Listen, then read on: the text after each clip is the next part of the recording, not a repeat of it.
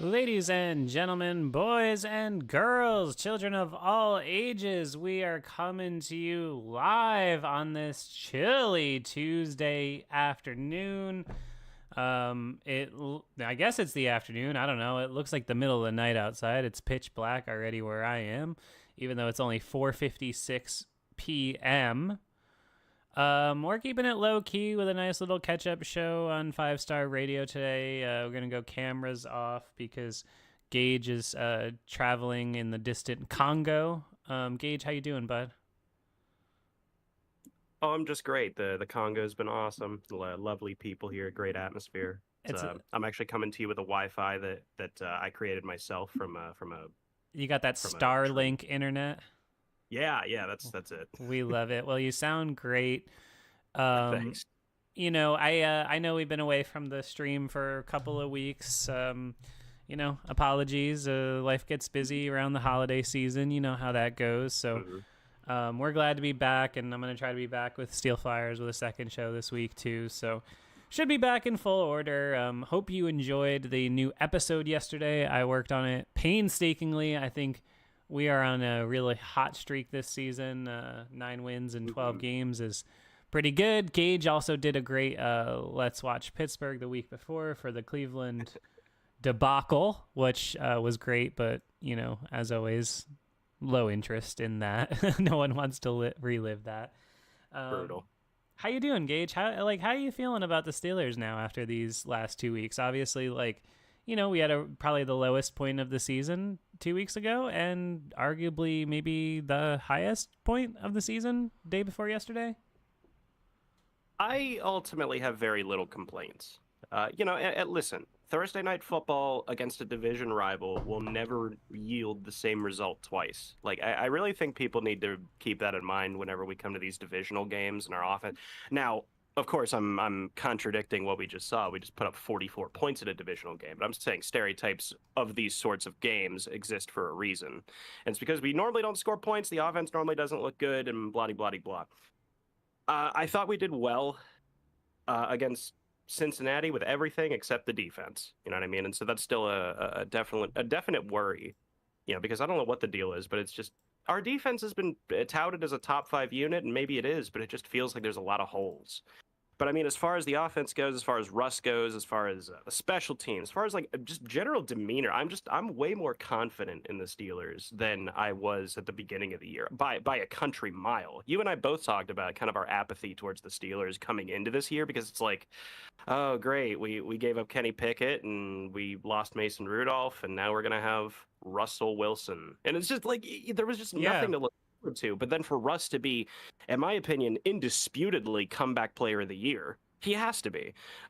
It's worked out as well as you probably could have hoped. I think a 9-3 record is nothing to sneeze at. yeah. My only contention with that, and I see somebody else in the chat said it too, that he should win Comeback Player of the Year. I mean, I don't disagree with that, like as like a point, but I also don't know what's he coming back from besides the narrative.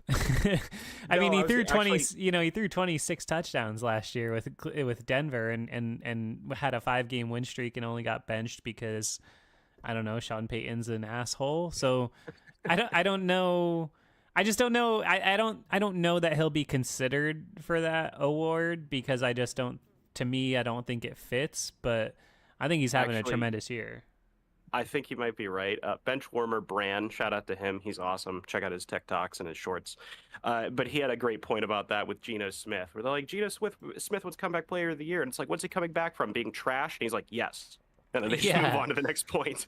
yeah, So that's yeah. That's certainly a possible. funny. That's a funny award anyway. As everyone knows, I always got really annoyed that Alex Smith got that award over Yeah. Ben in 2020, which it's not that he didn't deserve. Like, what he did to come back and play professional sports was really amazing. But he It played was. like 3 games and wasn't very good. Ben came back from an And then actual retired. quarterback injury, and whatever. But I always thought that was funny. So that's a He weird. he won that award the second that he stepped on the field that year. Yeah, It is what it is. yeah, and he deserved it. It's fine. I'm over it. Yeah. But at the time, I was like, hey, come on.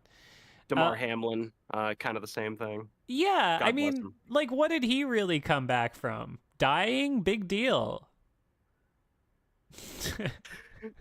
He also, I think he was just a special teamer, if I'm not mistaken. I don't watch the Bills, No, but he like didn't I'm play pretty sure much he's last year. He's starting yeah, now, though. yeah. Oh, that's good. I'm glad he's getting some time. No, I mean, out I there. get that. That's obviously an amazing story. But again, I mean, what did he really? I mean, like, he went to like the heart doctor and stuff and got right, and I'm really happy about that. But it's not like his injury hampered his ability to, run or anything. Once he wasn't dead anymore, he was pretty much fine. That's fair. This is a bleak start to what should be a happy show. Oh my goodness. I love it. We just won. Let me just say it again for those in the back. The Steelers just won the highest scoring game in the NFL this season, and that is just amazing. I mean, if I had told you that 12 months ago on this exact date when we were mired in a horrible losing stretch to the Cardinals and the Patriots and the Browns and all that. In the Matt Canada. Yeah. You never would have believed that. And now we go out and we score 44 points against Cincinnati, build a 17-point lead, whatever. And I'm looking at my comments and they're all just like, Steve, actually it was pass interference. God, Steelers fans, I love you guys so much, but man, can you be miserable. I mean, literally, there is not one person that can look me in the face and say, yeah, no, I thought we were going to be 9-3 at this point. Like, just take a step back and look at like what's happening and think about the fact that you now have confidence in these games against, teams where it's like this. I think to me, this was like a perfect example of a game that in past years we would have been like, all right, that would have just gotten away and we would have lost by 25 points. And now all of a sudden you're like, no, why can't we put up 40 points? I don't even remember the last time that I've had that thought about any of our offenses, really. I think listen, I was saying the same thing. You and I were both saying the same thing during the 11-0 run, where it's like, yeah, this is fun. Enjoy it. You know what I mean? Yeah. It's one of those things you just like, but I don't know, man. It felt like whenever they caught up to the fact that it was mostly check down city with that offense, they couldn't really adapt. But this is the first time we've had an offense that feels sustainable. I mean, it's had a couple bad games in there, but I mean, yeah, no shit. Every offense has bad games. I'm happy. I really don't have a lot to complain about. I think our defense leaves a lot to be desired at times. But at the same time, we got 3 turnovers, and that was essentially the difference in the game. So it's one of those things where, like, normally in Steelers seasons, with every positive, you can kind of pick a negative. Whereas this season, I feel like with every negative, you can find a couple different positives out of it. So, and that's just not something I'm used to. It's not something I'm used to as a Steeler fan. So I'm enjoying it, man. I've really enjoyed this year. I think that for me, this doesn't feel like 2020, though, does it? I mean, No. I felt very much that this was a pivot point, this game against Cincinnati. I said it in the Discord server, and it's how I felt, which is this could either have been the start of the same meltdown that we've seen multiple years in the last half a decade, where you lose 3 games in December to teams you shouldn't lose, and then you get stuck in a situation where you got to go into Baltimore or into Philly or whatever and win. And, and sometimes they do that, sometimes they don't. But even last year, that stretch that we've talked about, which I've said ad nauseum, was, I think, the worst stretch of Tomlin's career. That was a team last year that was 6-3, I think we were. And to have to scratch and claw to get to 10-7, winning those last 3, that was really nice. And like, that was a fun story on its own. But that team should never have been the situation. I mean, they completely collapsed by losing to teams that had, were not even anywhere close to being playoff teams. So, that collapse is what killed them. And so often that's the thing that gets overlooked by the so-called Tomlin apologists, where, I'm like somewhere in the middle, where half the time I'm saying, no, he's better than you think, and half the time I'm saying, move on. But those are the things that get overlooked, where it's like, well, why did you end up 7-7 after you were 6-3? You know what I mean? It's cool that you ended up 10-7 after you were 7-7, but why were you 7-7 after 6-3? But the Steelers, but to their credit, they didn't let that happen. I think you saw everything you need to see with Russell Wilson. I mean, he being a veteran quarterback, he understood the moment, and they had a game plan. They clearly came out not afraid to throw the ball, and they had their best day throwing the ball since, I mean, before Roethlisberger's arm fell off. So they responded, and I now have a lot more faith in this year's team. Yeah, there was this element of with the 11-0 run, to go back to that real quick, it felt like a house of cards almost, where you take one out and the whole thing comes down, and that's kind of what it was. We had one loss, and then one became two, became three. We got that one win, which was a comeback win against the Colts, and then we lost again, then lost in the playoffs, and just it was a whole thing. But this does not feel that way now. And to your point about Mike Tomlin, that how he'll go 7-7, and then hey, you'll win the last three, and great job. That drove me crazy last year. Now, there are times where Tomlin has no business getting to 9 wins, and you're like, wow, I give him credit for that. And then there are other times where he has no business being at 9 wins, if that makes sense. And it drives me nuts that both of those examples are rewarded equally, if that makes sense. Yeah, no, I think you're absolutely right. I think all you have to look at is the 2 Pickett years. Honestly, I mean that 22 was a case where you were like, wow, that like you feel pretty positive about ending up there. In 23, it was like, all right, so what? Like what? I mean, it got us to be interested for the last 3 weeks or whatever month of the season. But we all knew that we were going to go to Buffalo and get shellacked, and that's exactly what happened.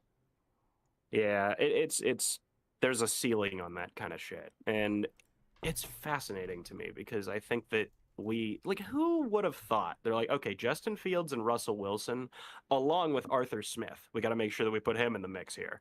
And that will be what unlocks the Steelers offense. I'm pretty sure that whoever said that would have gotten a bottle thrown at their head. I mean, you know what I'm saying? I mean, all 3 of those acquisitions have worked out, I think, about as perfectly as you could have hoped. I think Art Smith has been competent. There was a couple games there where we were kind of worried about the red zone efficiency and stuff. But at the end of the day, this is an offense that, let me see, last year was 28th in points scored. This is a team that went 10-7 and scored 2 points per game less than they were giving up. and they were 6th in scoring defense. So the Steelers were giving up 19 points per game last year, and they were actually scoring less than that on average. That is unbelievable. I forgot they had a negative point differential last year. I love that because it shows that we either win by 1 point or lose by 30. Yeah, I know. And then this year they're up to 10th in the league in scoring, if you can believe it. The Steelers are scoring 24.7 points per game this year and giving up just 18.7. So they're winning games on average by a touchdown now. I mean, say what you want about the 3 losses, but at the end of the day, man, it's just this is turning now pretty rapidly into a pretty good year. I mean, if you go and beat Cleveland, which you should, that gives you 10 wins. And then basically, you got this murderer's row against Philly, Baltimore, and the Chiefs. Mm-hmm.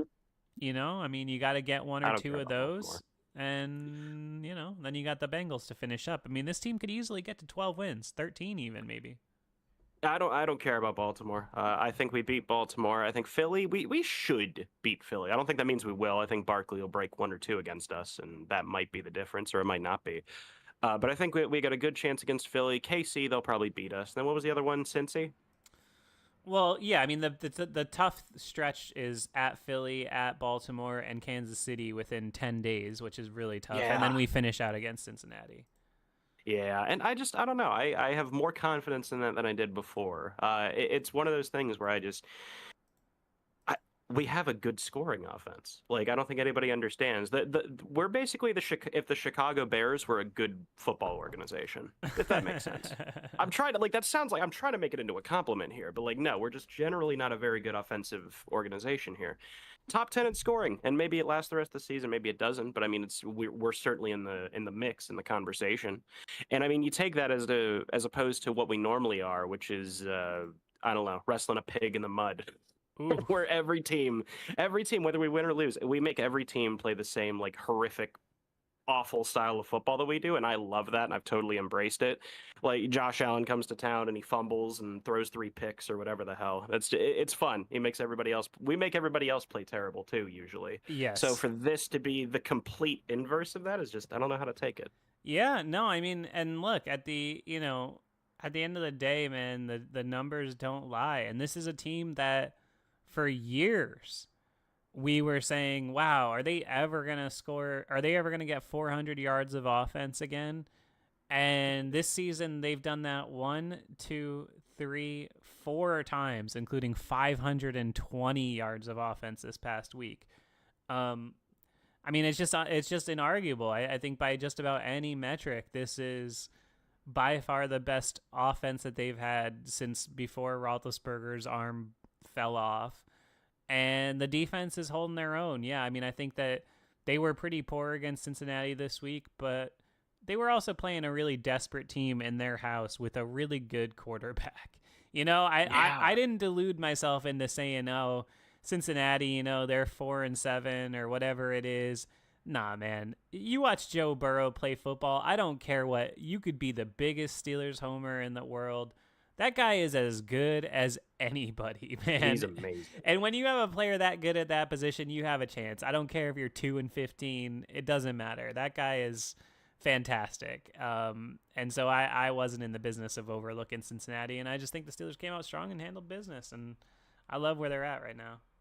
I'd call him cutthroatingly efficient from the pocket. Is Mr. Burrow. I've always really liked him. I remember when he got injured, and I was like, God damn it, the one Bengal that I like gets injured, and it's I don't know. I've always loved those dudes that I don't know if I'd call Burrow. I don't know if I'd say he has a rocket arm, but he's got a very strong arm. He always knows what to do with the defense. He's definitely figured out our defense. He still put up 38 yards. Yeah, he had a couple turnovers, but that's also because his O-line isn't very good. I don't know, man. I've always had respect for Burrow's game. And I mean, I said before, I don't have confidence in us beating the Bengals unless we can shut down Joe Burrow. And to our credit, we didn't shut down Joe Burrow and we still got the job done. So I don't know, man. But he's one of those guys that you can never underestimate because you can call him arguably the best quarterback in football. If someone walked up to me and said, Gage, Joe Burrow's better than Pat Mahomes, I'm not really going to argue with you. It's a pretty fair take.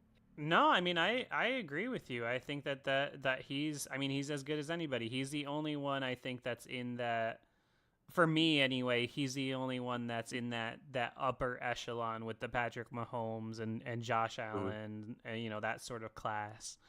Yeah. Yeah, no, I mean that's so the defense, like, I don't know, where are you looking at with the defense, cuz I know you're expressing some disappointment with them, and I know that they're, I don't know, they're not as great as they've been in years past, and I do think that Steelers fans in particular tend to overrate their own defense a little bit because we take a lot of pride in it. But I don't know, I think it's an okay defense. I just don't think you really win with defense anymore. I think defense can help you, and I kind of like the way that the Steelers play defense nowadays, where it's like they just kind of force you into having these like 10-play drives and trust that eventually you're going to fuck up and turn it over. Yeah. And, pretty often that's what happens. They're gambling on you. It's funny. So they have a cover 3 philosophy while employing Terrell Austin, who likes more of a cover 2 shell, if memory serves me correctly. Someone fact check me on that. I could totally be wrong. But if memory serves me correctly, Terrell's more of a cover 2 guy. But they have this same philosophy of we're going to force you, into 10, 12 play drives, and just either you're going to make a mistake before we do, or our pass rush is going to get home before you can beat us. And yeah, it's hard to argue with the results at times, but it's also hard to not say that there are definitely times where they just get flat out picked apart and exposed for large sections of games at times. Burrow, I still don't have any real confidence in our defense against. He just carves us up like a turkey. And then that you can say that same thing where, I don't know, I know this is a bit of a dated example, but Brady basically did the same thing to us for 20 years and nobody ever seemed to have a response to it. It's funny that we had some of those same moments against Cincinnati's defense where we were. Do you remember how we just kept throwing the check down to Najee on that one drive Oh over and yeah, over yeah, again? yeah, yep. Man, we have those stretches as our defense goes where it's like, hey, are you ever gonna stop that? The answer is Yeah. usually no. I know, I know. The one that gets me is still when something happens where they motion a receiver out and a linebacker gets matched up on him one-on-one in Like, man oh, coverage, first and I'm down. like, all right. Like, I think I even joked about it in the show this week. I was like, well, at least it's not LJ Fort anymore. But still, I don't want to John see. Bostic. Yeah, I don't want to see Patrick Queen one-on-one in coverage. Um, I do. I mean, look, to my point about turnovers, I was just looking at stats when we talked about this. The Steelers are first in the league in turnover percentage. The opponent is turning it over on 18% of drives. That's unbelievable, actually. They force a lot of mistakes, but you know who doesn't force a lot of mistakes? Minka Fitzpatrick. What's going on? Are we like, I know this is like a topic of conversation for everybody every week, but I do think this sample size now is big enough that, there's always going to be the people who watch film on Twitter who are like, well, actually he's shutting down the middle of the field and what. I'm just saying I watch stuff with my eyes, and it looks like Minka is just not having a good year to me. That doesn't mean I think he's a bad player. Maybe he's not a great fit for what they're asking him to do. Maybe they're not asking him to do something that's giving him the biggest impact on games, but it definitely doesn't feel like he's the impact player he was 2 or 3 years ago. Am I right? So it's funny you mentioned that because when I was mentioning the cover 2 thing a little bit ago, and yeah, I got confirmation that that's more of a Terrell Austin thing. Cover 2 shells, if I'm not mistaken, were what Minka Fitzpatrick was dealing with in Miami, which is when he got all pissed off and wanted to trade because Right. they were using him wrong.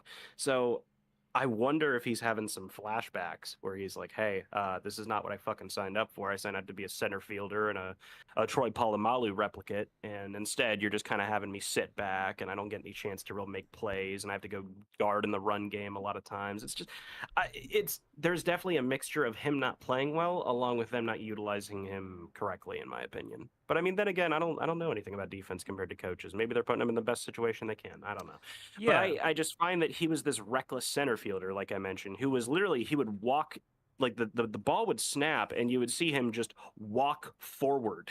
He would just walk forward, staring at the quarterback, looking at where to go next. Like they let him go and be Minka. They let him be that Troy Polamalu copy. But I just don't think they're doing that in the same degree. I think that because who was the DC? Was it still Keith Butler when Minka first got here?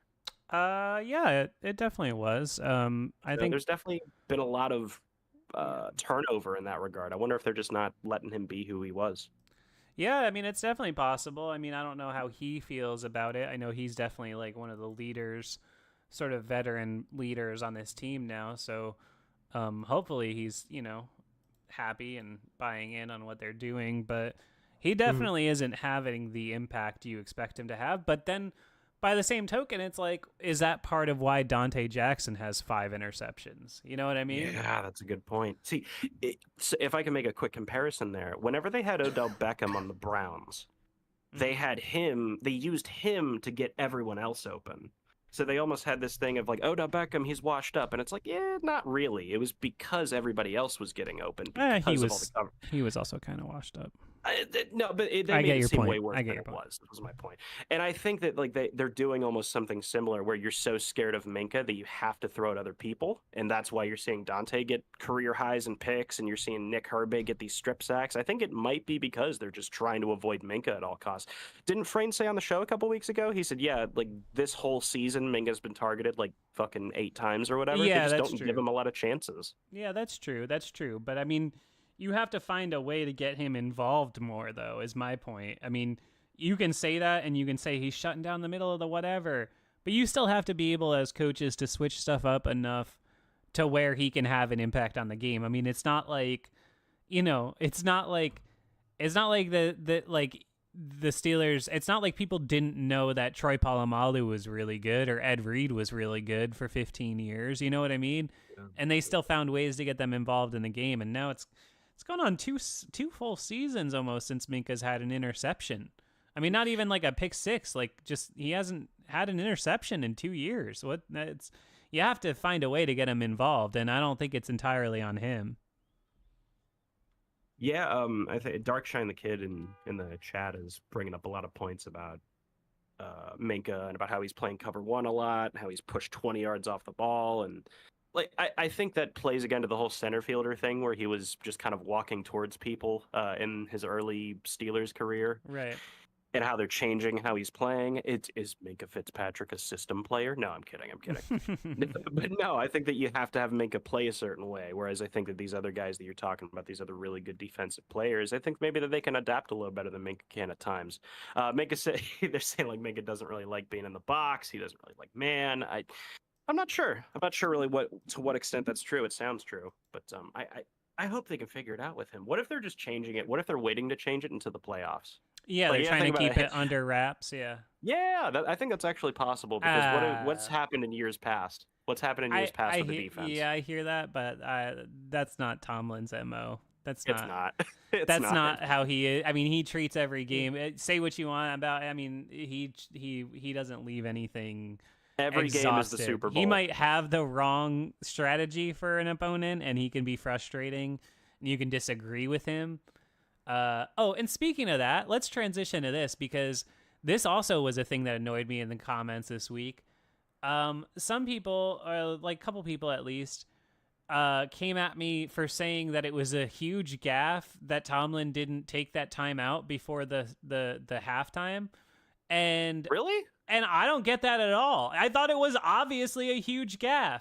I was like, if you're going to be the guy who's like, oh, I don't live in my fears and I'll cut your eyelids off if you blink, then why didn't you take the time out? Why didn't you take the time out? The only reason he didn't take the time out was either one, he was being negligent, which is unacceptable, or two, and common,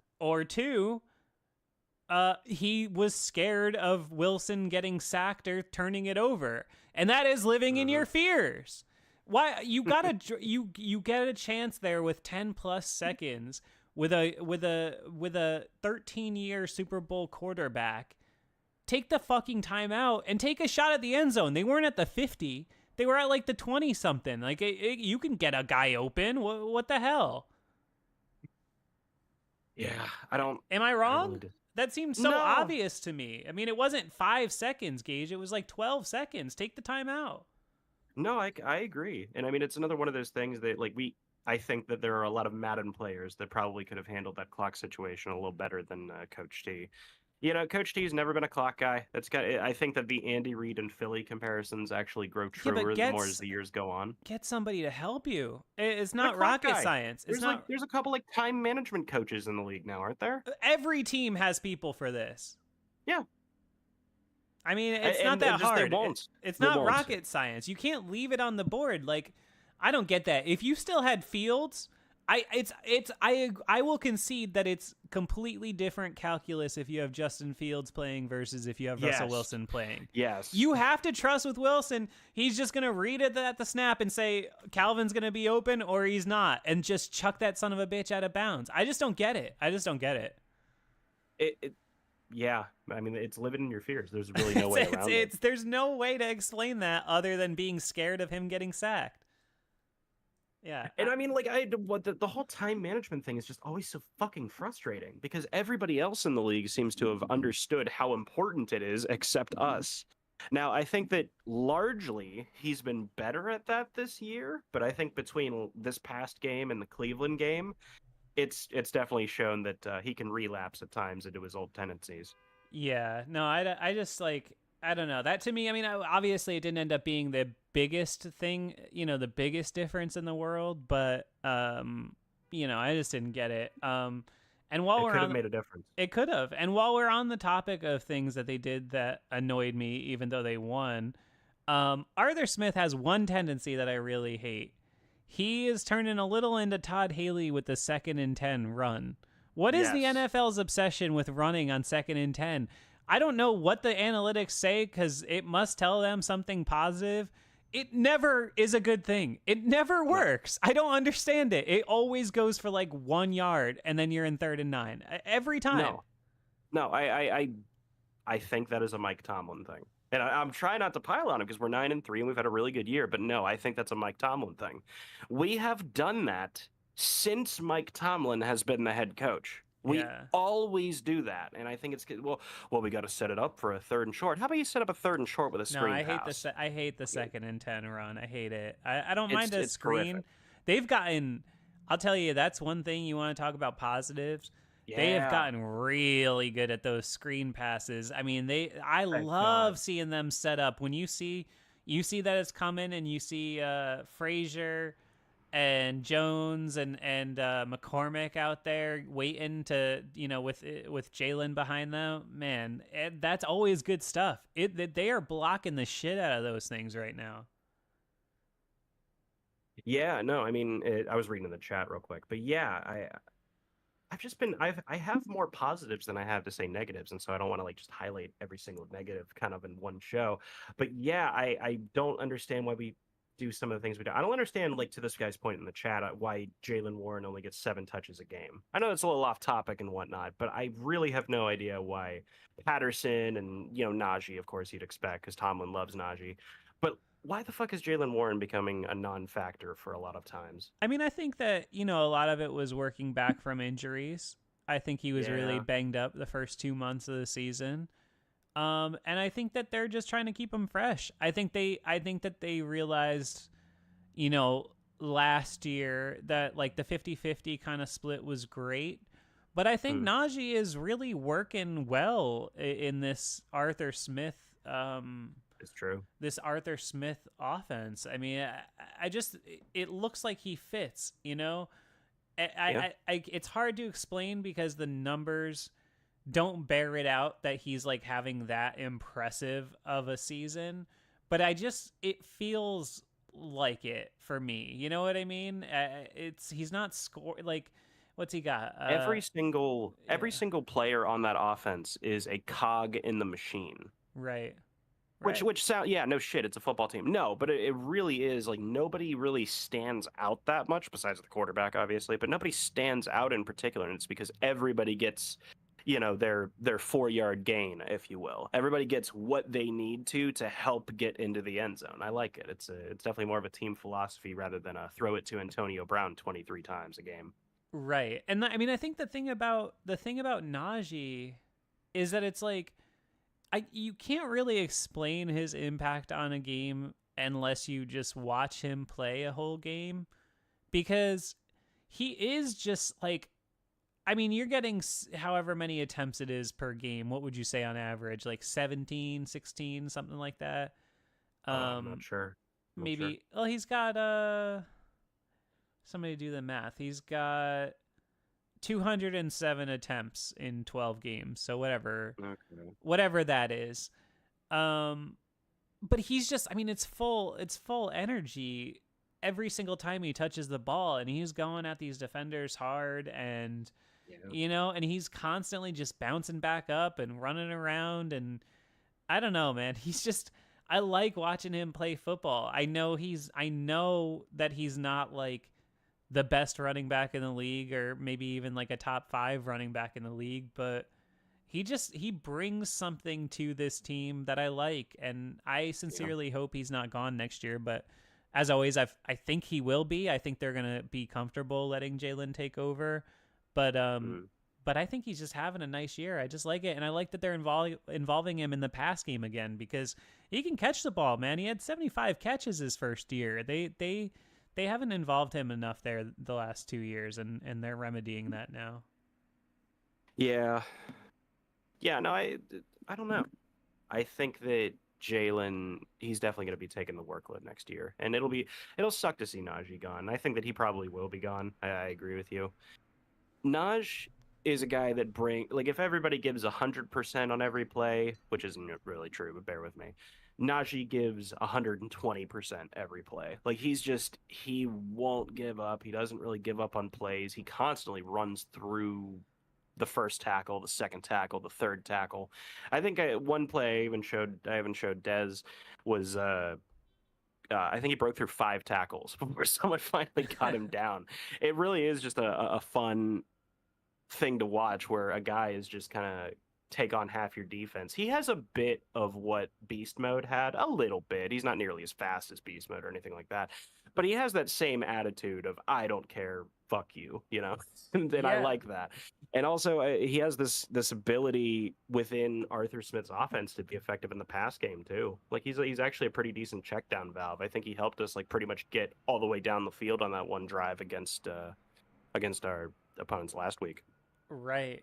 Yeah, no, and I mean those things that they were just taking against Cincinnati that they were giving them, that was stuff that under Canada it was so infuriating because you're like, where is this? You know, like why is there not just a running back to dump it off to for 4 yards? You know, that's when you watch the teams like the Chiefs and the Eagles, it's not like they do every single thing about like throwing a deep pass or a play action pass. They don't do every single thing like that better than you on every single play. But what they do is they just get 4 yards when it's available. They get 6 yards when it's available. They get 12 yards when it's available. They just continue to move forward. And that's what I find. That's what I find guys like Matt Canada and poor offensive coordinators, they get stuck inside their own head because they start trying to counter their own play calling because it's not working. At the end of the day, it's like sometimes you just got to throw it to the running back and get 5 yards because it's better than getting 0 yards. It's not rocket science. And it just felt, it was like pushing a boulder up a mountain for so long. And it's nice to see Arthur Smith. Is Arthur Smith going to be a long-term play caller for us? No, I don't think so. He's already said that he'd be interested in taking over head coaching jobs in the college ranks and whatnot. And that's all well and good. But it's just fun that Arthur Smith gives us a taste of an offense that just has tendencies and then can break those tendencies and has counter punches in its arsenal. That was our big hot word on the show for a couple years, was counter punch, and we just had no ability to do that. And this is an actual modern NFL offense, and it feels like that scene in Castaway where the guy gets the fire working for the first time. You're just like, holy shit, like we have something here.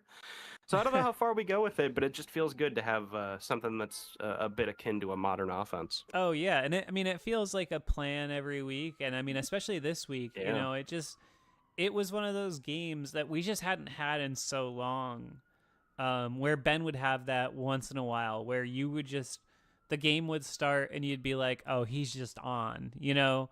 Sometimes it would be against especially I always think about those games he played against the Colts. I feel like Ben always fucking killed the Colts. There was just something about their defense that he just could see it perfectly and would destroy it every single time. And that was the closest I really have felt to that in so long. Like, I mean, I hadn't seen a guy just play, you know, where you had confidence he was going to drop back, and once it left his hand, you're like, that's going to be a 30-yard completion, and it just was over and over and over again. And I mean, some of that obviously is on the quarterback himself, but a lot of that is on the offensive coordinator is doing a good job. And I think I would say that I don't know if I necessarily agree with your assessment that he's not going to be here long term. I think he'll be here a couple years at least. I hope so. Yeah, I don't think he's going to bolt for the college. I think he wants to be in the NFL.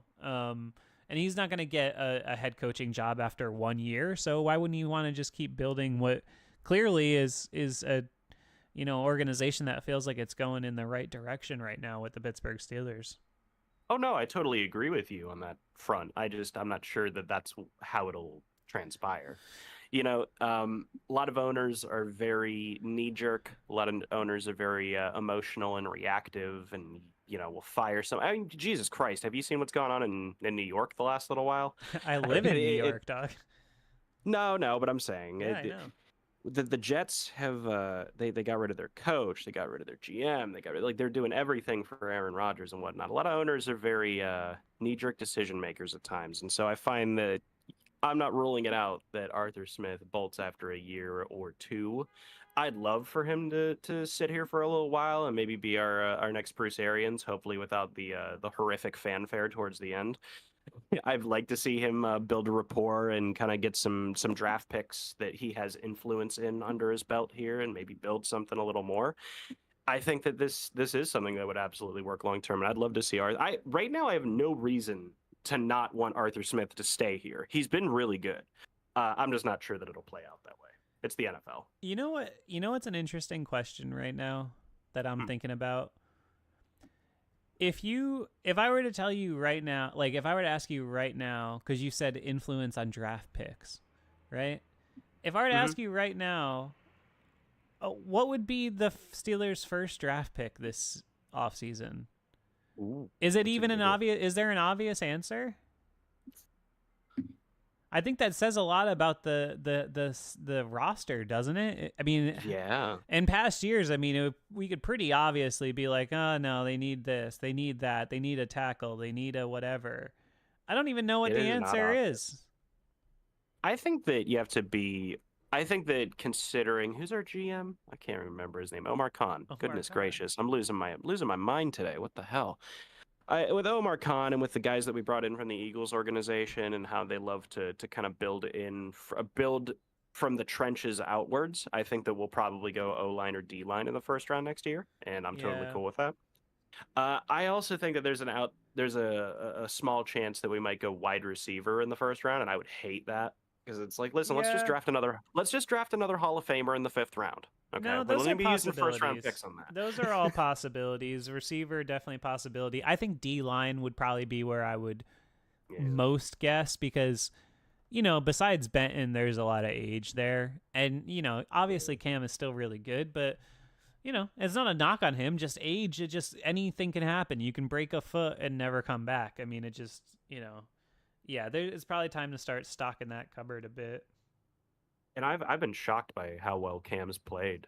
Yeah, I'm actually like genuinely stunned. I think he's having his best year probably since like 17. Honestly, he's been phenomenal. He's got at least 1 or 2 plays every week this year so far where I was like, damn, nice play, Cam. Like, and that wasn't the case when he played last year. I mean, he was hurt obviously, but this year he leaps off the page, man. Yeah, and I mean, like 26 solo tackles and 6 sacks. I don't think really does it justice. But when you're talking about being on the Pittsburgh Steelers line and you got 6 sacks to this part of the year, that's pretty good. And what is he's tied for 30th in the league and D linemen of all D linemen. So there's something there. I don't think it really tells the full story, but he definitely has the impact that I don't think he's had in quite some time. And I've been wondering if it's kind of the last bit of his prime kind of coming to the surface, or if he's going to stick like this for a little while longer. But I love Cam, and I hope I'm so glad that we were able to re-sign him. I was terrified that what was it, this year or was it like next year? No, I can't remember. It was this year, yeah. Yeah, and I was terrified we were going to lose him, and so I'm glad we're going to have him another couple years. I love that we'll get whatever production that he has left, for sure. Yeah, I mean, I agree. I always thought he was going to come back, but yeah, the sacks thing, I mean, honestly, the Steelers just haven't had many sacks this year. They have 29. They're not particularly, that would be the thing that I would say is that the pass rush this year really hasn't been great because they're insistent on just rushing with the 4. And it's so bad. And I mean, that's great against teams like Cincinnati who are willing to put their guy on an island like idiots. But I mean, other teams like when Cleveland just was like, no, we are just not going to let TJ Watt wreck this game. And without Alex on the other side, there's Herbig. And so you just say, all right, we're going to bring 3 offensive linemen on this side. And if we're going to pass, we're going to, be aware of this guy with the speed rush on the other side. But hopefully that, with Alex coming back, hopefully that gets cleared up a little bit. But in general, I mean, yeah, the pass rush for me has just been really at times non-existent. There's been so many of these games that, especially Jameis, where they just had so much time, and you're saying, come on, man, like if you're going to give, I don't care how many guys you're dedicating to coverage, If he has 6 seconds to throw, a professional quarterback's going to find somebody. Yes, it's funny you mentioned that because I was listening to Julian Edelman, who was talking about the Steeler defense, and he was kind of like cracking a joke about it almost. I don't even blame him because he was like, "Yeah, Pittsburgh's defense, they've been in the same fucking cover 3, cover 4 shell for the last 25 years," and it's like, yeah, at a certain point, maybe you need more than just 4 pass rushers. Hey, listen, this. Yeah. We are in 2024. This is an offensive league. I understand offensive production has actually dipped the last little while because of these 2 high shells and whatnot, but I'm saying generally speaking, it is a quarterback-driven league, and I think that whenever you give pretty much any quarterback that's not Daniel Jones 6 seconds to throw the ball, he'll find somebody. And whenever you have, dropping 7 is nice, I guess, when you get more people into coverage, but I mean, it just doesn't work against top-tier quarterbacks. I'm sorry, it just doesn't. But I guess here's the question. Right? Does any of that matter if they can draw up a splash play on defense seemingly whenever they need it? For special teams. Right? I mean, that's the thing, right? Does all of that matter if you're going to say, no, we're going to make the choice to keep everything in front of us and play safe and force you to score in 12 plays and trust that eventually you're going to fuck up?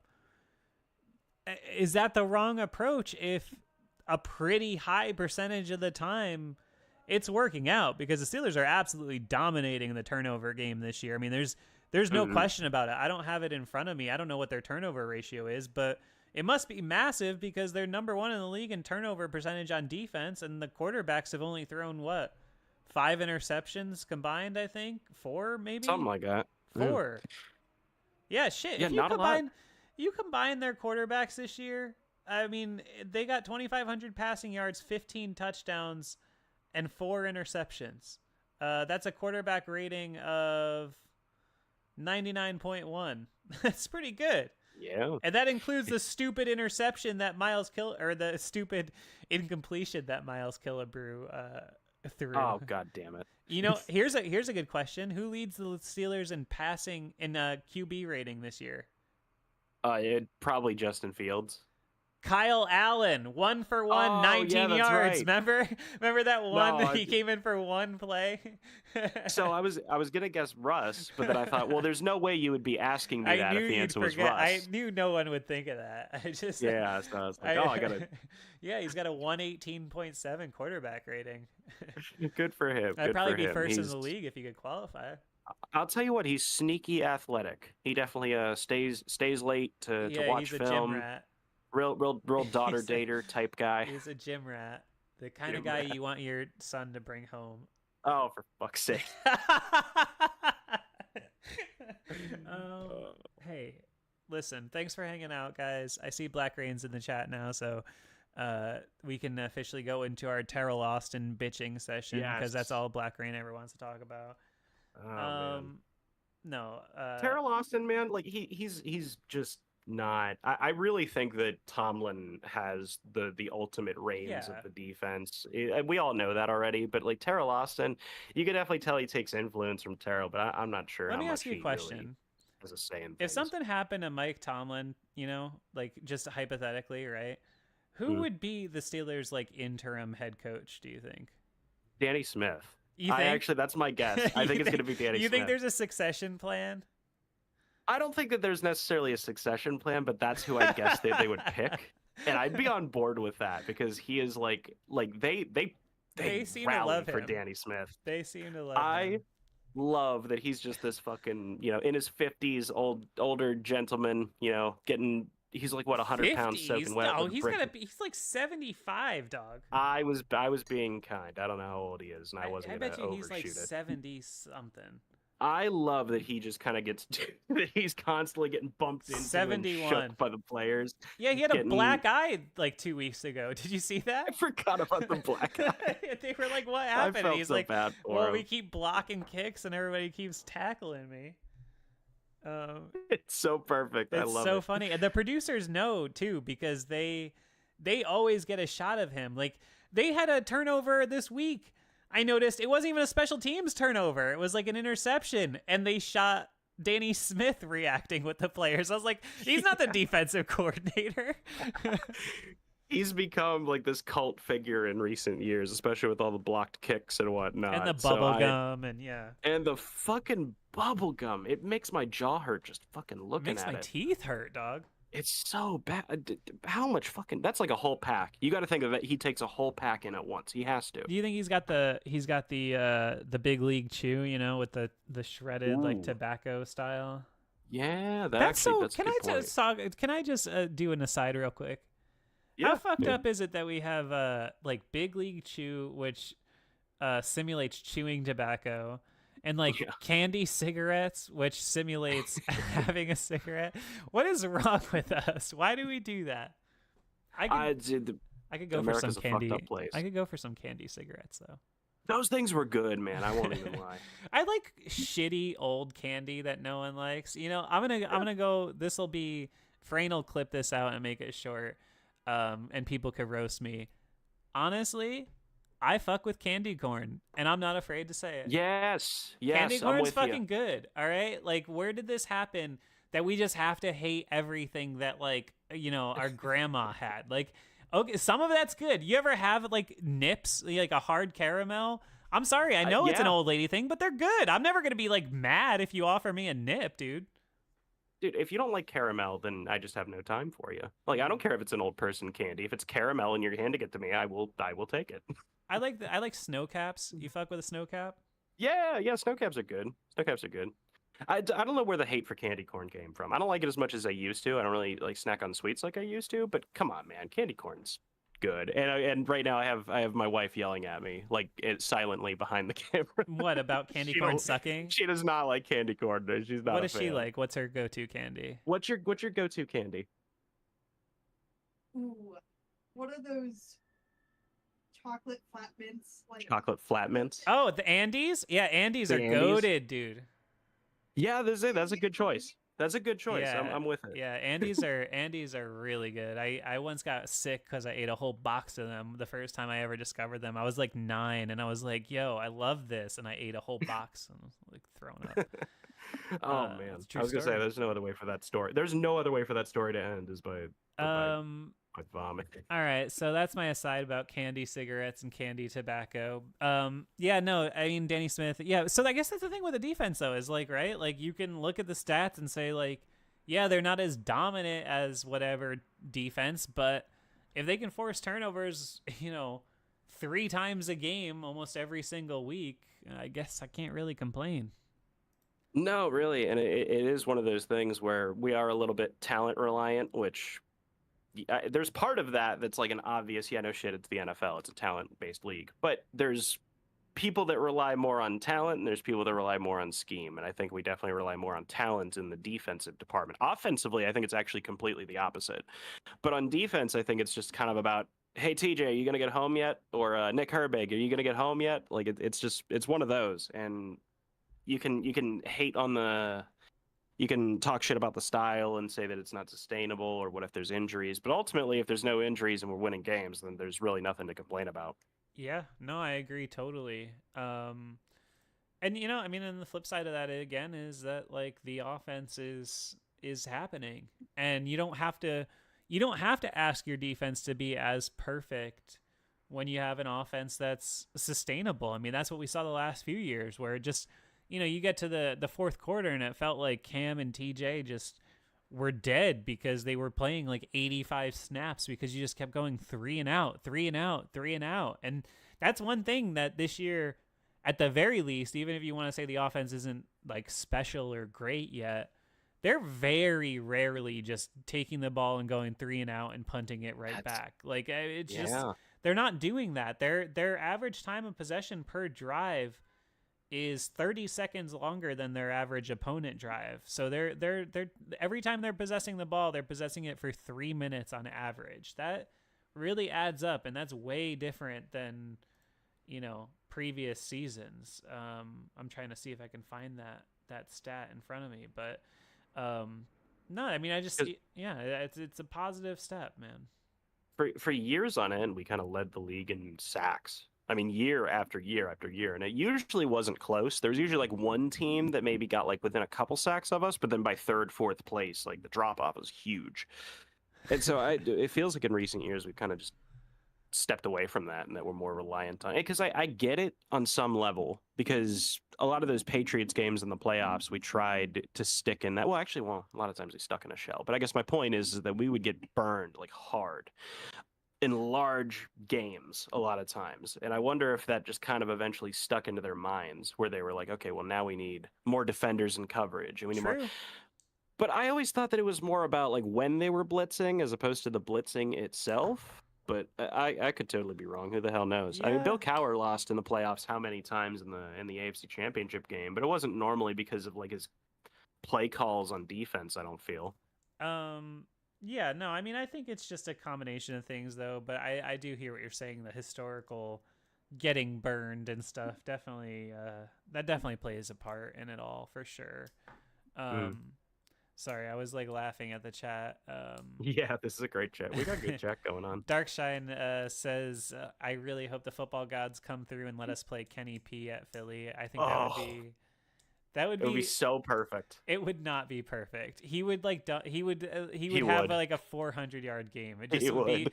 That's one of those things that would just. I know athletes are petty, and I just like no, he stinks, but He does, but that would be the one good game he would have left in the chamber. I don't wish him like ill. It's weird, man. I can't really ever remember having a breakup that felt quite like that with the Steelers. Can you? Yeah. No, I really can't either. And I mean, Kenny had, I really don't like the narrative that's been painted around him since, and not that I don't understand why it has.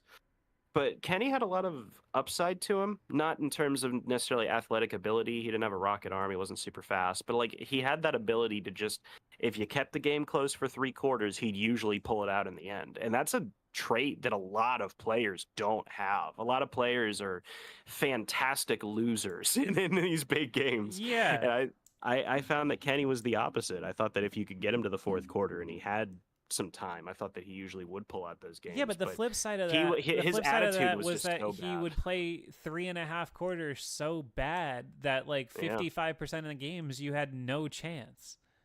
Like that, I mean, that was the thing. He's not like when they say, oh, like Ben played 3 bad quarters and then he woke up in the 4th.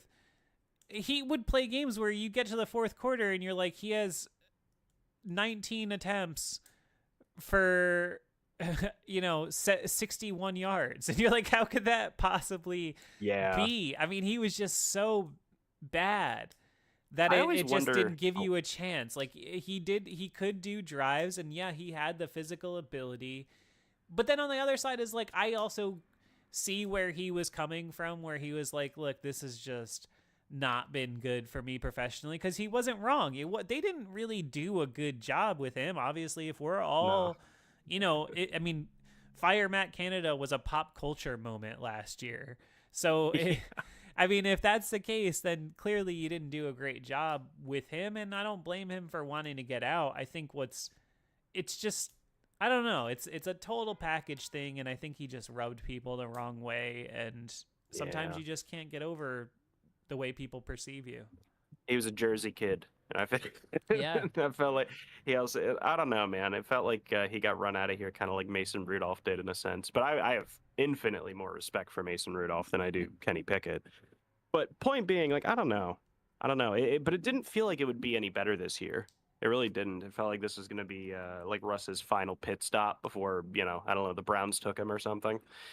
But it's been fun to see this big turnaround, man. It's been, I guess, to steer it back to a positive point, is that it's been fun to see that this team does have offensive production in its veins. Or like how Darkshine mentions that we somehow made Mason Rudolph look pretty good there towards the end, up until the playoff game at least. But like with Russ, you've seen way more than you've seen from anything else. Whereas before we were making quarterbacks look good, now Russ makes us look good. I guess that's my point here. Oh yeah, there's no doubt about that. He's playing the position as well as you possibly could ask. It's night and day. I didn't think that I didn't think that they were going to be bad. I just thought they'd be kind of more the same. That's all. Mid. And I just didn't think they were going to have any real chance. But I after seeing what I've seen, I sincerely hope there's a future where they could have Russell Wilson and Justin Fields, because I think they're both valuable pieces. I love what they're doing with Justin Fields now. And some people will complain because it didn't work out flawlessly in the Cleveland game, but you know what? The Cleveland Terrible play game, call. yeah, it was a terrible play call, but they had so many opportunities in that game to take advantage of the Cleveland, and they continued and they did a shit job every single time. And then they finally put something together with their quarterback, and they took him out when it mattered the most. That was so stupid, and anybody could tell you that was just the wrong way to do it. But in general, do I love this idea of like, wow, it's 3rd and 3 in a gotta have it moment? Do I want to make a defense have to, apologies for the famous 5-star sirens, which are exceedingly loud. Do I want to make a defense have to decide immediately whether Justin Fields is taking it and going left or right, or whether Jalen Warren's taking it going left or right, or whether he's going to throw it? And I mean, he's literally the fastest running back they have. I love the wrinkle. Yeah. I do too. We got our Josh Dobbs 2.0.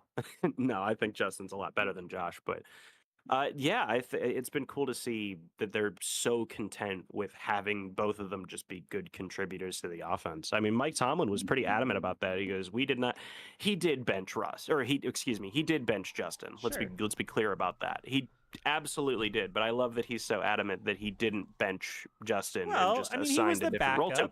He was the backup. I mean, Tomlin has never been a believer in being able to lose the only time to bring it back, the only time anybody ever lost their job to injury under Tomlin was Kenny Pickett, ironically enough. But generally, he doesn't believe in that. So, I mean, I always knew he'd go to Wilson eventually.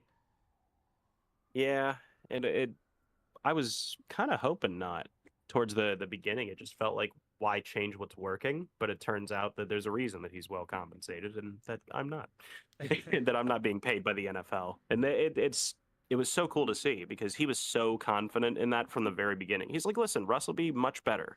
And you're like, how could you possibly be confident in that statement? Turns out he knew way more than we did, because I saw a lot of people on social media that were lobbying for Justin to stay in. And, you know, now you got plenty of social media guys out there like Barry McCockiner who love to like dunk on those people. But listen, we were I can't remember what Justin Fields' record was, but it was a good record. He wasn't turning it over. There wasn't really a lot to look at that makes you think bench him, you know? No, I mean, listen, he leads the team in rushing touchdowns still. Yeah.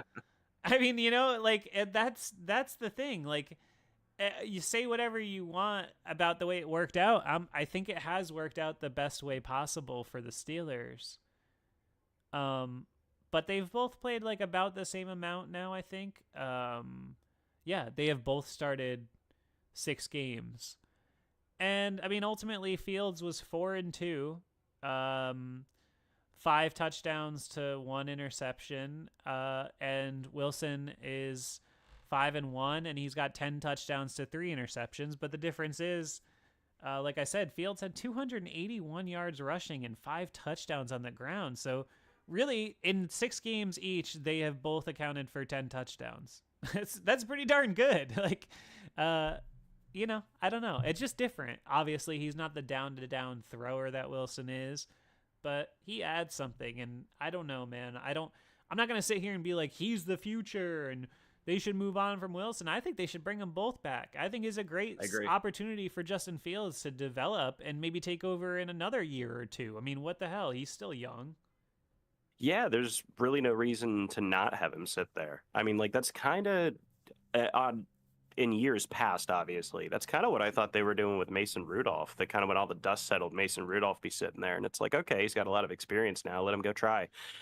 And I think that they just I think he's our Mason Rudolph now, even though they play like complete opposites, you know. But it's fun to see Justin here. And I love, by the way, I love that you mentioned in like our last stream or the one before that apparently Russ and Justin, like all the way from college, have had some kind of relationship. Yeah. And that he had like Russ was kind of his professional inspiration and whatnot. So to get them both under the same rule, I mean, like how many times have we made the joke about like how many siblings run the Steelers? They always like to keep it close. They like to keep a tight knit community, and they like to keep people around them that they love.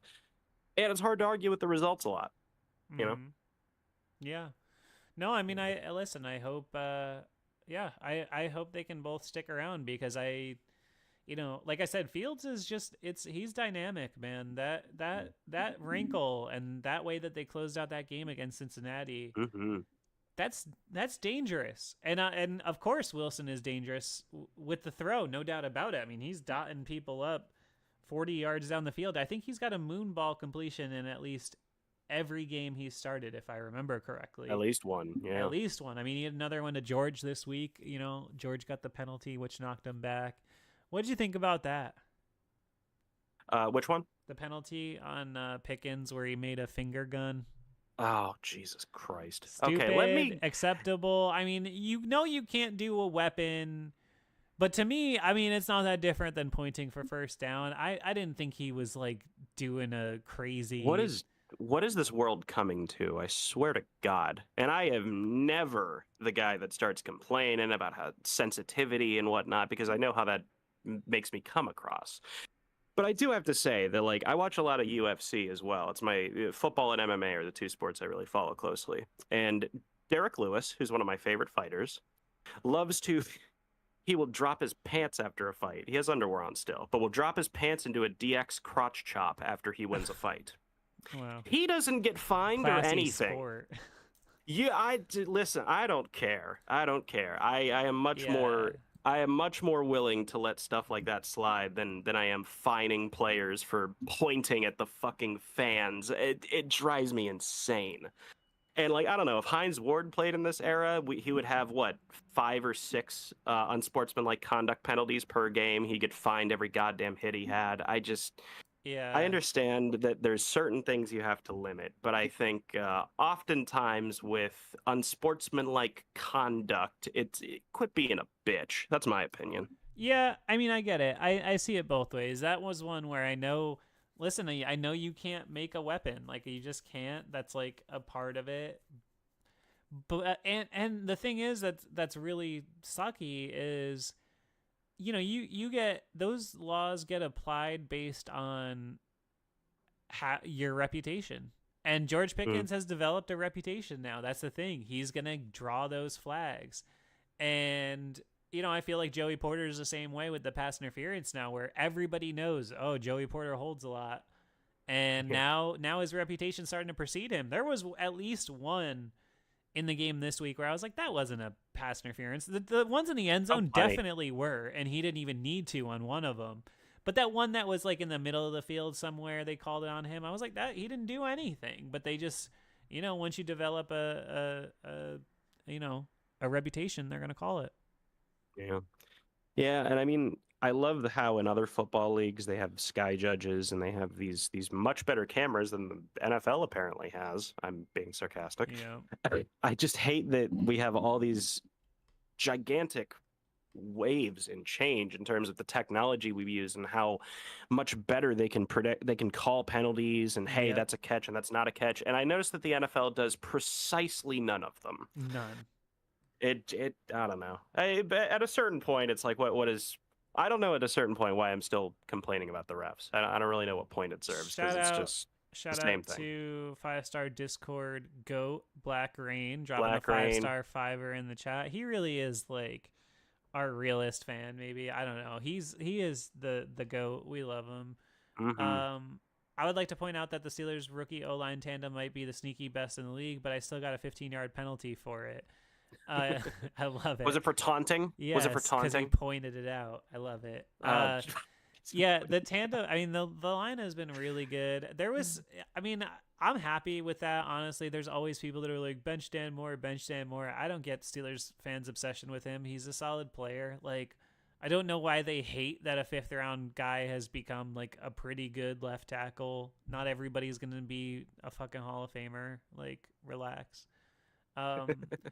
Somebody asked earlier something I wanted to address.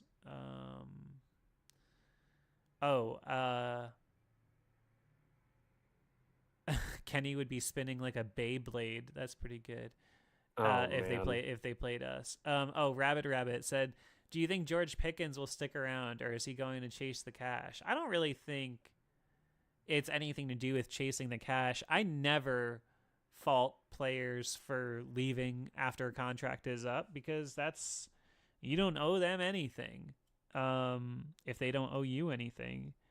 And so I wouldn't characterize it that way, but I do think I would probably be surprised if Pickens got a contract. Would you? I think that I would be surprised if we got Pickens back. Your question was about if we got the contract specifically. I think that they might offer him something, but I feel like it'll be one of those low key deals that they know he won't take, but they can just say that they can just, we offered it to him, he just didn't take it. I don't know if they're going to want him back. I really don't know. I think that we develop number 2 wide receivers. Let me clarify that. But we develop wide receivers so well that I'm not sure George and his antics are going to be wanted here in a year or two. I think we're going to get even more sick of them than we kind of already are. I mean, he goes around drop kicking people. I mean, Jesus Christ. Yeah. It's one of those things where they're like, oh, well, listen, Tomlin will soften him up. Tomlin will make sure that he's not doing that on the field. Well, no, he's still doing it. Still getting into wrestling matches in the middle of a football game. I don't necessarily even hate it all that much. He's fun to watch. He's a psychopath, and I love him for it. But let's call it what it is. I'm not sure he's going to be around in a year or two. Yeah, it's strange, right? Like, I don't know. You look at his career in totality, 22, he's rookie, 84 targets, 52 catches, 801 yards, 4 touchdowns. Last year, 106 targets, 63 catches, 1,140 yards. I didn't realize he had that many. That's pretty impressive considering what he was dealing with at quarterback. I'll give him credit there. Yeah. 18 yards of completion. He did have like one that was like 75 yards or something, so that does jack it up a little. But still 5 touchdowns. And then this year, he's definitely going to get his career high in targets because he's already got 90. And he's got 55 catches, so he'll have a career high in catches, and 850 yards and 3 touchdowns. I mean, what do we think about George Pickens? Do we think, like, are there Steelers fans that like legitimately think this is a top 10 wide receiver in the league? Do you think that that's who he is, or do you think that that's who he's going to be?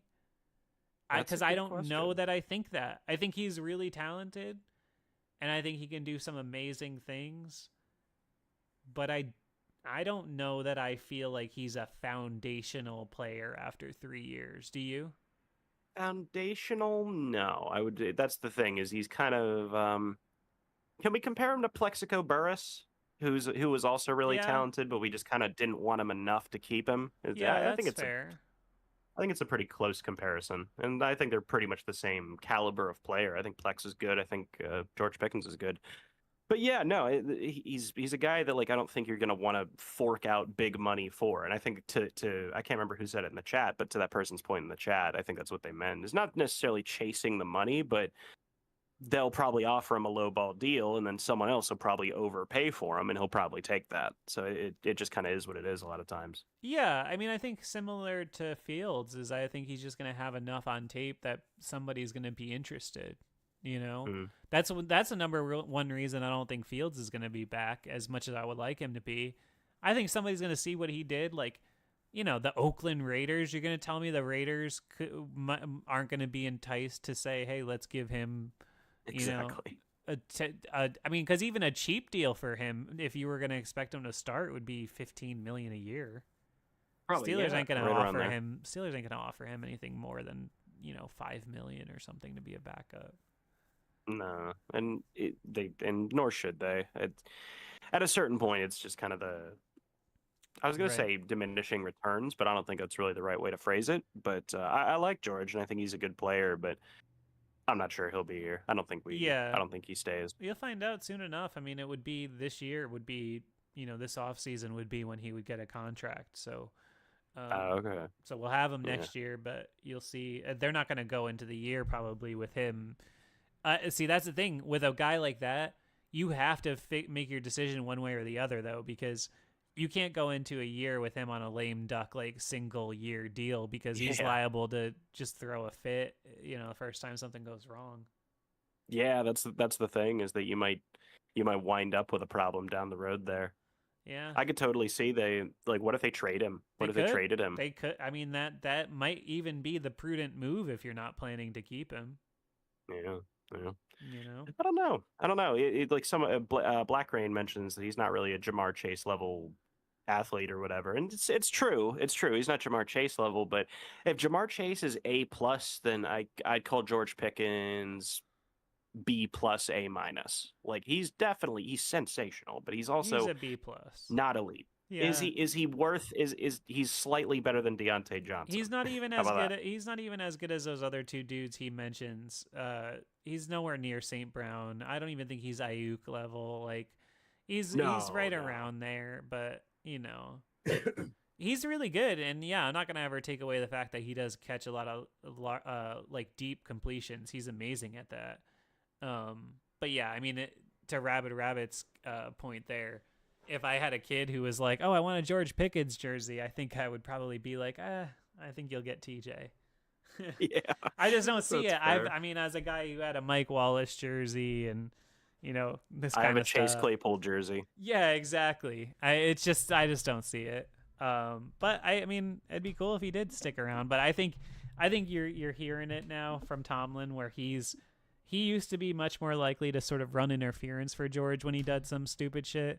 And this week he flat out just said he's got to grow up. So, and I'm not sure he's going to. But it's cool that Tomlin's kind of putting the stake in the ground. Listen, if Broderick Jones is grabbing you by the face mask and telling you to calm down, I don't know if that's a good sign. No, I mean it's not like Broderick is a hothead or anything either. It's just that like when a caliber of player like that's telling you to shut the hell up, you might want to. Oh man. Did you hear Jameis Winston says he's just praying for the Lord to deliver him from pick sixes? Listen, the NFL has allowed Jameis Winston to rebrand himself into this like quirky little goofball, but it will not work on me. I'm with you. Mad sus, Jameis. Mad sus. Like for one, he's like a former member of a cult trying to assimilate back into society. You know what I'm saying? He is very weird. He has very like Tom Cruise vibes. Yes, very much so. Where it's like, I know you're smiling, but that person behind there doesn't feel happy to me. I don't know. Are we being negative on just like a positive dude? He freaks me out. He bothers me. You just kind of never know if he's gonna like smile or punch you in the face. And we're praying for Big Macs, and you're like, what? Or why are we praying for Big Macs? Like, what are you talking about? Someone just called Jameis Diddy. Holy shit! All right. Oh man. Anyway, but yeah, no. You never ask a couple things. You never ask a man what his salary is. You never ask a woman what her weight is. And you never ask what Jameis was doing in December of 2012. Oof. Yes. No, but I love that the Brownies are in the situation they're in, where they're like, okay, well, we have Deshaun Watson, so you know who can fix this? Jameis Winston. Yes, perfect. I don't know. You know what I was thinking about earlier? I was saying this in the Discord. Shout out if you're not in the Discord, go over to patreon.com/5SMU, go join the Discord. Yes. Do it. The playoff teams in the AFC are pretty much already set. I don't know if you've like really looked at it, but there's not really a whole lot of variation. I mean, you got basically, I think pretty much overall the playoff teams are pretty much set, barring one or two surprises. You got Kansas City, Buffalo, Pittsburgh, the Chargers, the Texans, the Ravens, and the Broncos. Those are pretty much the teams, because the Broncos are 8-5 and the Colts are 6-7. So that's 2-game lead, and the Colts suck. Unless the Dolphins get really hot and win a bunch of games late, and maybe the Denver falls off. I mean, the AFC playoff teams are pretty much set, in my opinion. Yeah, no, the Colts are a funny team where I refuse to say they're bad. They probably are, but I just refuse to say that for some reason. They're just one of those teams, they have like no talent on them for the most part, but they just always try hard and make it annoying to beat them. Yes. And I just always have like a respect for those kind of football teams that are like, no, fuck you, we're gonna win anyway. Yes. Like that. That's why I hated that Tennessee fired Vrabel. Like I don't know if we Yes. can just like deviate off of that for very long, but like just I hated that they fired Vrabel. He was a I agree. perfect example of one of those coaches that just wins whenever they have no business doing it. Yeah. No, the Colts are funny because you just look at them and you're like, what are they building? Like who are they? You know? Like I don't even what know who their is head coach is. yeah, it's Shane Steichen. I only remember because Right. he's lit up Tomlin's defense now twice with shitty hmm quarterbacks. I don't know how he keeps doing that, but he He has. did it in Philly too, so it's like Yeah. 3 or 4 times actually. Um but I mean, yeah, I think the teams are pretty much set. The Steelers are second in the league in the AFC in point differential, by the way, only to the Mm. Bills, which is awesome. Um, yeah, I mean, I think that the Chiefs, the Bills, Steelers are really the teams that are fighting for that top seed, and it's probably going to come down to the Chiefs or the Bills most likely. The Yeah. wrench in that gear though is if the Steelers beat the Chiefs, that changes the whole complexion of the AFC. It really If does. we beat the Chiefs, we're going to the Super Bowl, plain and simple. I almost feel like it'd be worse if they beat them in the regular season. Because then they're going to get them in the playoffs and they're going Oh, you know to. what? Yeah, probably. I almost. Like, what are you gonna do? Beat the Chiefs twice? I mean, it'd be better for seeding, but yeah, that's my exact point. Or maybe the Steelers could Yeah. expose them. Maybe the Steelers could have one of those games where they figure it out and then you know get it done. Mm. Yeah, the Bills are looking good this year, man. I mean, Josh Allen just always impresses me. They got a hmm couple tough ones coming up though. They go to at Rams and at Lions back to back these next 2 weeks. But man, if the Steelers ever beat the freaking Chiefs on Christmas, they could have a real shot at that number 1 seed. Yeah, I mean, if we can beat the Chiefs, we definitely have a shot at the number 1 seed. I don't know. That depends on a whole lot of other things. Who'd you say was the team that you were just mentioning a second ago? I completely lost it. Buffalo. Buffalo. That's right. Yeah, just Buffalo. I mean, Josh Allen. He always feels like the forgotten child between the big three: Mahomes, Burrow, and him. He always kind of gets left out of the convo. I feel because it's the big two, or him and Burrow, or Burrow and Mahomes. Well, he hasn't gotten to the Super Bowl yet.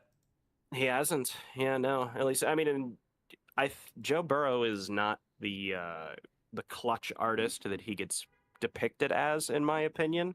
But at least he's made it there. And Josh Allen, I feel so bad for him. The 13-second game, that was his year. That really was his year, and it's hard to not feel like it got robbed from him because his defensive coordinator was a dunderhead. No argument there. It's like he had a perfect postseason where that wild card game he swept through it no problem. He goes against the Chiefs. He technically outplayed Mahomes until the 13-second mark.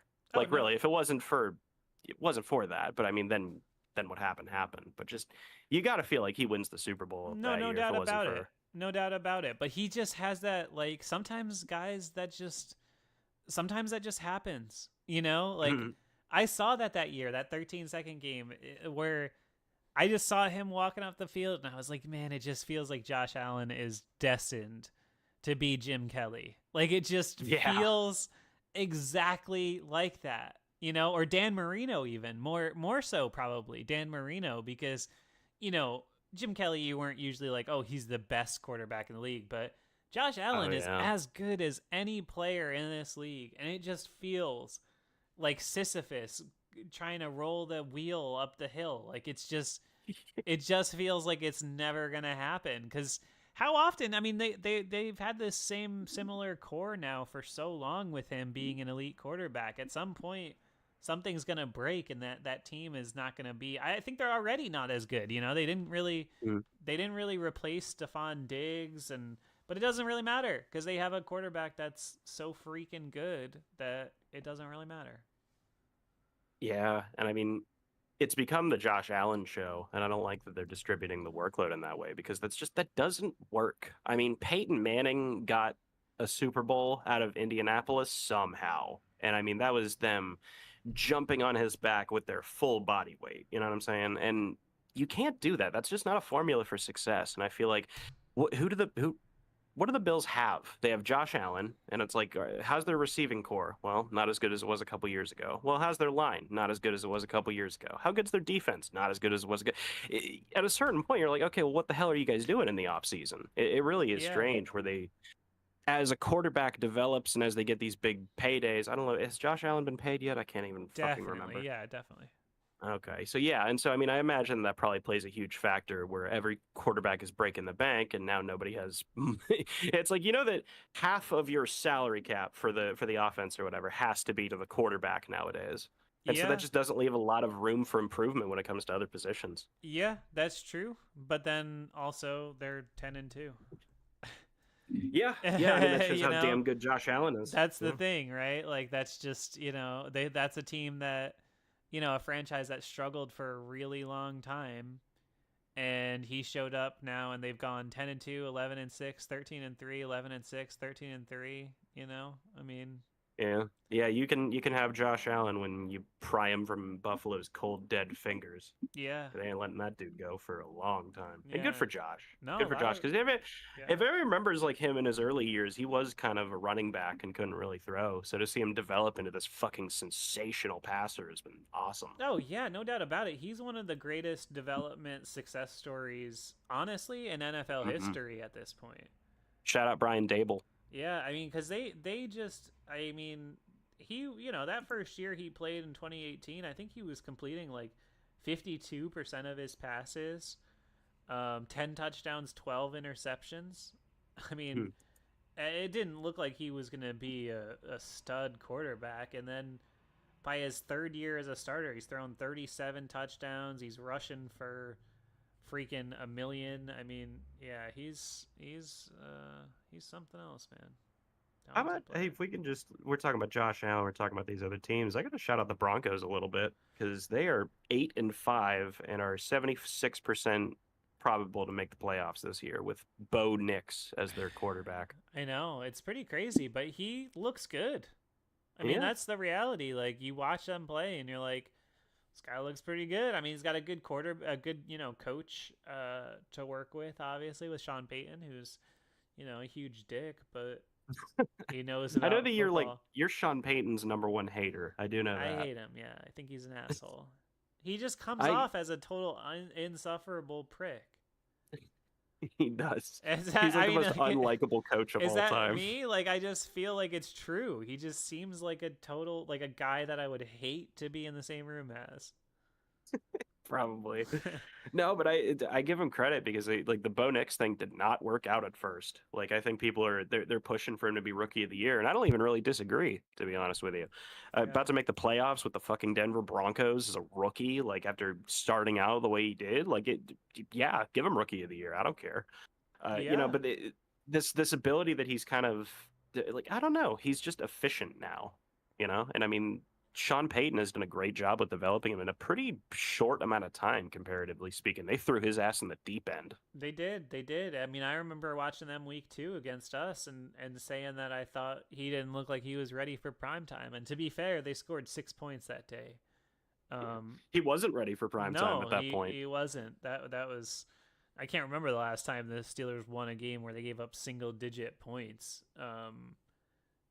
That's, I kind of forgot about that, but yeah, they only gave up 6 points against them. But since then, they were 0-2 after we beat them. So that means that they've gone 8-3 since then. Mm-hmm. It's pretty darn good. And their only losses are to the Chargers and the at Ravens and at Chiefs.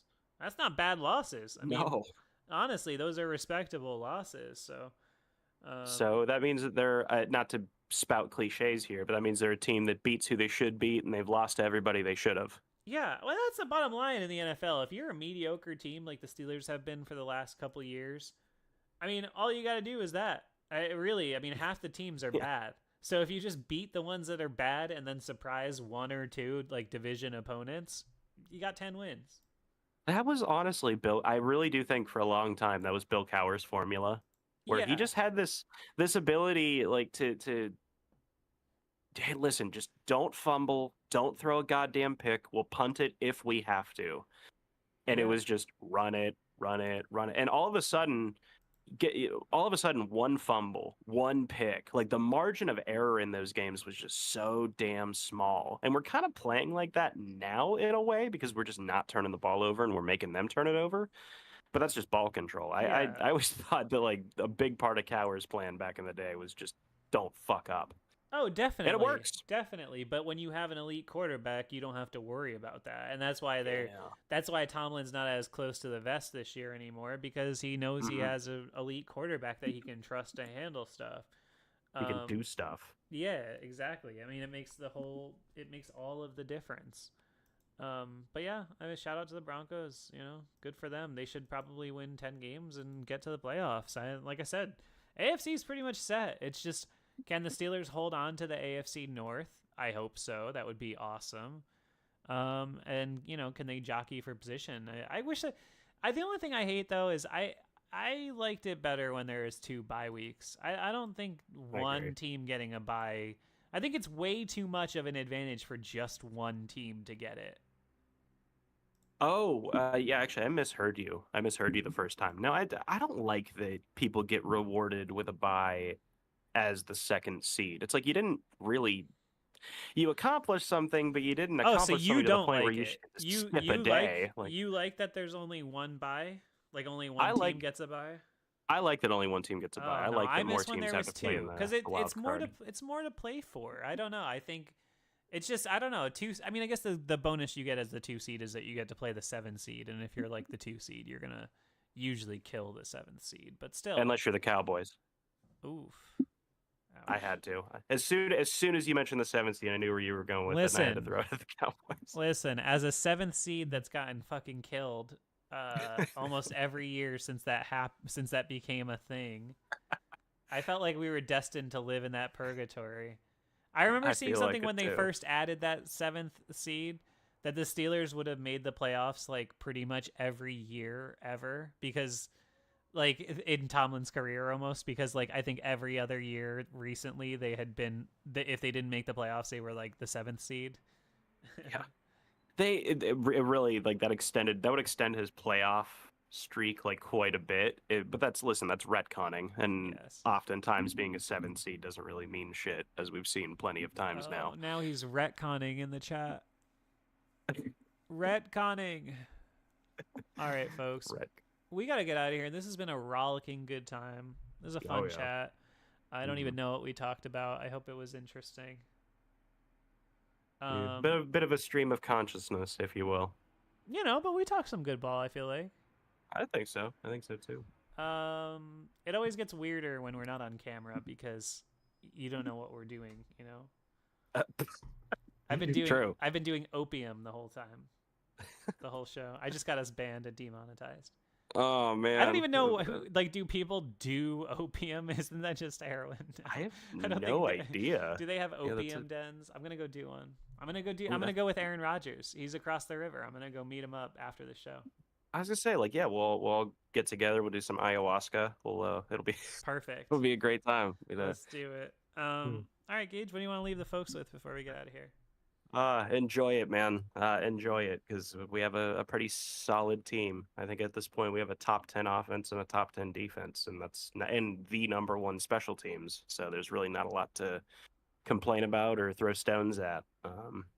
Yeah, I'm enjoying myself, and I'm enjoying the year. So, and also follow me on my other YouTube channel, Contender MMA. It's where I post all my stuff. It's not 5-star matchup. Follow the man. Yeah. I think that's about it. All right. My ending message is 44 points. Your team scored 44 points. Steelers won the highest scoring combined game in the NFL this year. That's insane. Think about that. It's a beautiful thing. Russell Wilson is quickly becoming the most impactful free agent signing in Steelers history. Yes, I said it.